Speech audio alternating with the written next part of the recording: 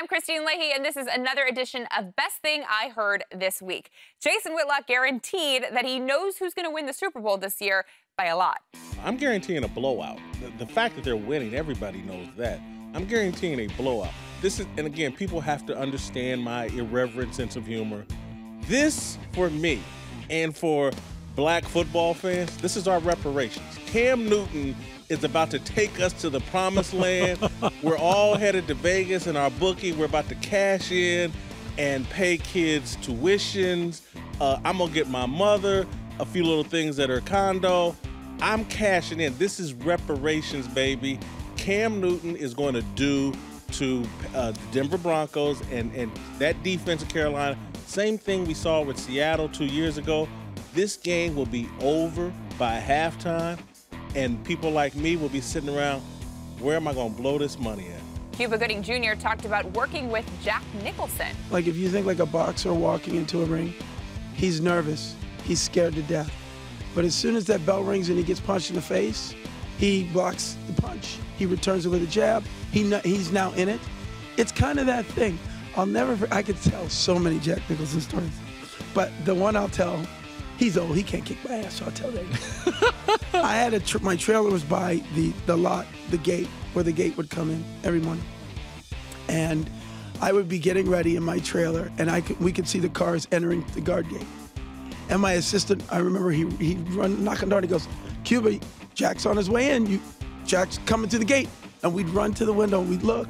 And as he came to the gate, he'd come by my trailer, and we'd look in the back seat, and every day, he'd be in his pajamas like this in the back seat. Hung over, whatever it was. And it was that moment where I was like, he's human. He is absolutely human. And we'd get on the set, and he'd just be Jack. He'd become that character. And I think just like that thing in the boxing ring, when I got on the set with him, as starstruck as I was, once you walked into that sound stage and you heard that buzz for, rolling camera, speeding, I became that guy. Jim Jackson told us his opinion on how much LeBron had to do with David Blatt's firing. LeBron is smart. It's not going to be directly. It's going to be through his agents over time. Maybe Rich Paul and the agency, well, LeBron's not happy with the way the offense is running, the coordination, the substitution, over and over and over again. Now, here's my thing. I'm all for a player having control, a lot of control. But how much is too much control? When you're running and controlling basically the whole organization, who's going to tell you when you're wrong? Because as much as I love it, at some point, somebody still has to be able to tell LeBron, no, that's not the direction we're going to go. We need to do it this way from a business perspective. It makes more sense. See, that's why in Miami, he wasn't going to be able to do it with Pat Riley. Pat Riley wasn't going to allow all of that control. I mean, basically, LeBron James and his guys, they run the Cleveland Arena. They run that organization. They're not going to tell you that, but if you're there and you see it, and I love it from the perspective of being an ex-player because he has that control, but how much control is too much? Plaxico Burress shared his memories from the Super Bowl. I remember every single step and every single play that I took during that game because that's how important it was to me. Do you remember the first ball thrown to you? I remember the first ball thrown to me. It was 3rd and 6. I caught the first pass of the game and the last pass of the game. What was the last pass? What was the play called? Do you remember? It was, I believe it was 62 trips, cafe, X-fade.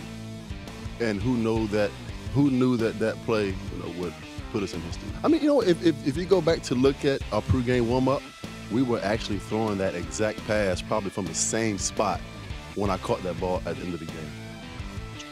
Unbelievable. Because a lot of times in warm-ups, you won't do the play you're going to use.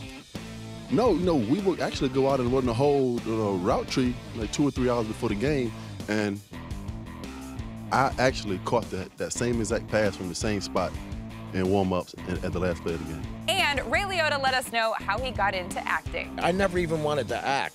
The only reason why I got into acting is because I didn't want to take a math and history. It's a short little story. I didn't want to go to college. I was an average student. My dad said, go wherever you want, take whatever you want. I got into the University of Miami. This was 1973, and at that time, you just needed a pulse to get in there. I got into the University of Miami, and I'm in line. I had no idea what I wanted to do, so I was just going to take liberal arts. They told me I had to take math and history. Right next to it, for after the liberal arts, right next to it was for the drama department. I said I ought to be a drama major just because I had a class in high school with my friend Gene, and we just messed around and had fun and I figured I'd just go for a year, do what my dad said. But there was an acting teacher there by the name of Robert Buckets Lowry. They called him Buckets because he used to play basketball. So he was a guy's guy and just different than a lot of the other people if you don't know people in the drama department. Yeah. And he just kind of, I was different. What he was saying made sense to me. And I just went in for a penny in for a pound with him. This has been Best Thing I Heard This Week. Tune in weekdays at noon Eastern.